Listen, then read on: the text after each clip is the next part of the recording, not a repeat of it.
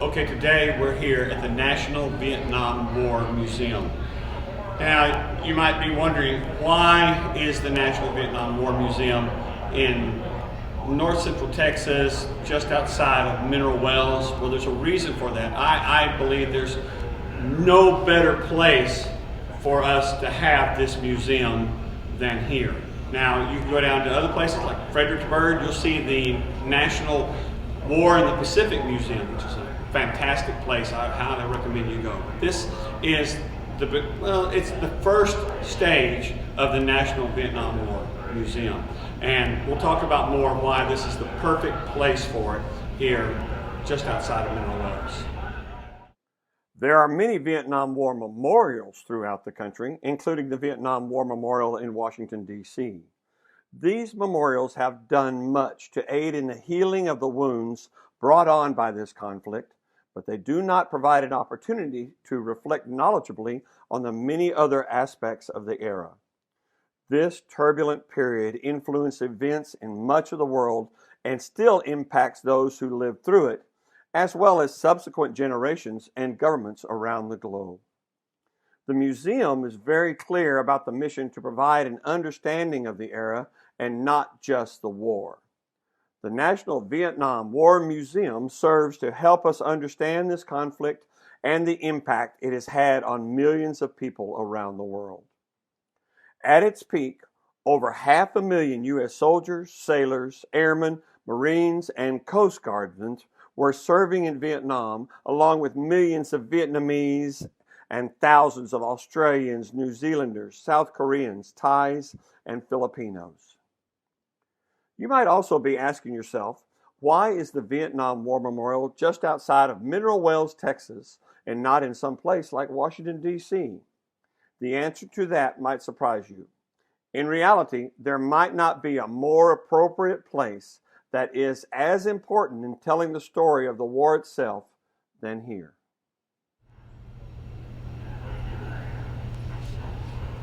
I'm not going to go over every display, everything that they have about the Vietnam War here, about the military tactics or the history or anything like that. But this is a great place to be because they go into that in detail in things you probably don't know if you weren't there. For example, behind me is the story of the Montagnards. The Montagnards were the indigenous people of Vietnam. They were not fans of the North Vietnamese or the Chinese or stuff like that. And because of that, they fought alongside of American soldiers in Vietnam with great regularity. Probably 40,000 of them fought with American soldiers, and they were quite the resource in the Central Highlands and things like that. Here's some of their things. They're, like I said, they're the indigenous people of Vietnam. All right, another display here that they have at the National Vietnam War Museum that you're not going to see anywhere else. This is the actual POW uniform that was worn by Colonel Floyd James Thompson, who was taken prisoner in North Vietnam and held as a prisoner in North Vietnam. He was the longest serving POW in the United States military in Vietnam.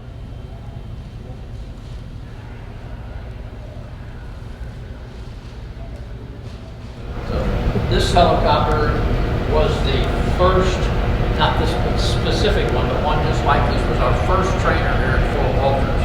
You know, all of the helicopter pilots started becoming helicopter pilots by flying one of these. It was known to be, at the time, throughout the world, this was known to be the hardest helicopter in the world. Now maybe they did that on purpose, I don't know, but later on they got a much easier helicopter to fly as well.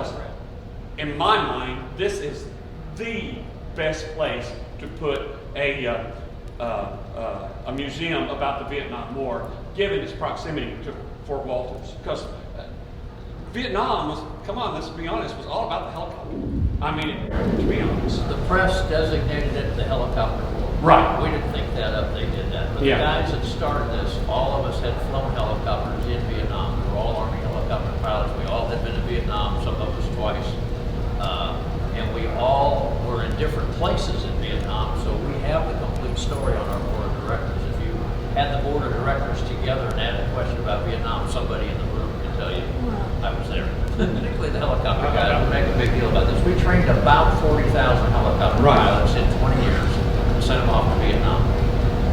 before it was Fort Wolters, it was called Camp Wolters, and we got a picture of it behind me. You can look at it. 90,000 people lived there, and they trained 15,000 men every 90 days and shipped them off on a European vacation. An example of what was going on and the amount of activity here.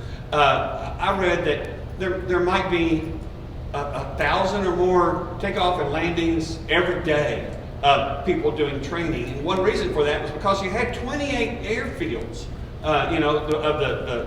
The small fields that were out and about, and then 3 main airfields, that kind of thing. Let's take that over to the other end. So the Southern Airways was the general contractor that was responsible for flight training and maintenance. So they maintained all the helicopters, and they were our first flight instructors. As the war expanded, the government didn't want to hire more government contractors because they're really expensive. And somebody, somewhere, said, why don't we bring those guys back from Vietnam and let them be the instructors? And that was you. They're already paying us. Yeah. So it saved money, it saved time. And when we told the pilot he needed to know it, we knew why. so it was a win-win-win for everybody with the government contractor. They got to stay, but they didn't get to expand any. Now, the other part they did was maintenance. We had 1,300 helicopters here at the peak of the war. Okay. There's 3 heliports. The main heliport is over at Fort Wolters and had 500 helicopters. There's another one out in Palo Pinto that had 500 helicopters, and there's a small one over at the Mineral Wells Airport that had the other 300. Maybe they were divided up a little bit differently. That'll give you the idea. All 1,500 had to take off after breakfast and land before lunch. Wow. Now, when they landed, they were out of gas. All 1,500 had to take off after lunch and fly till supper time. Training, doing all kinds of training. So how do you get refueled? You landed before lunch, and you have to take off after lunch. And you're out of gas when you land. Yeah, you had to have lots of vehicles, I'm guessing. Yeah. These guys had their entire lunch hour to refill all of those helicopters. Wow. I'll skip over to this at the end. This is our aircraft training area. Now that's Fort Worth over there. This is just due north of Mineral Wells. What's the name of that town up there? Jacksboro.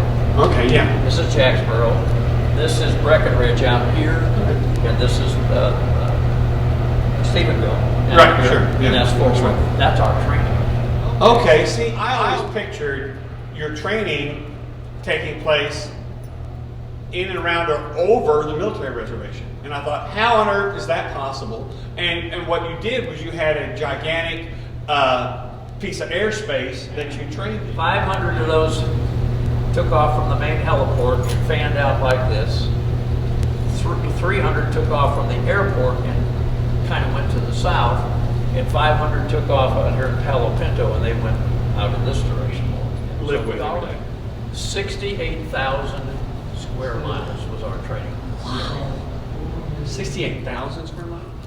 One of the things we did to help ease tensions among the different categories of veterans at the museum, our mission statement is to promote an understanding of the Vietnam era while honoring those who served. So that automatically lets in anybody that was in any kind of military service before, after, during the war. And in fact, they did serve, and I've had some arguments with some women recently who didn't think they had served. If you were the wife of a soldier who was in Vietnam, you served. Yeah. If you were a child of that father or mother in Vietnam, you served. And I think that the child who lost a parent in Vietnam paid a heavier price. Yeah, absolutely.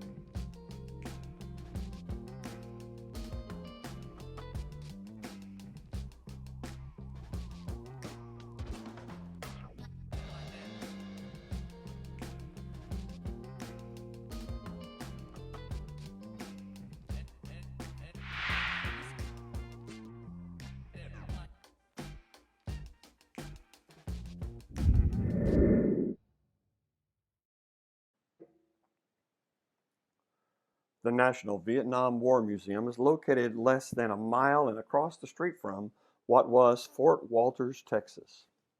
This fort was the initial training base for virtually every Army helicopter pilot who served in Vietnam. 40,000 helicopter pilots were trained from 1956 through 1974, with flying hours exceeding 5.6 million total hours.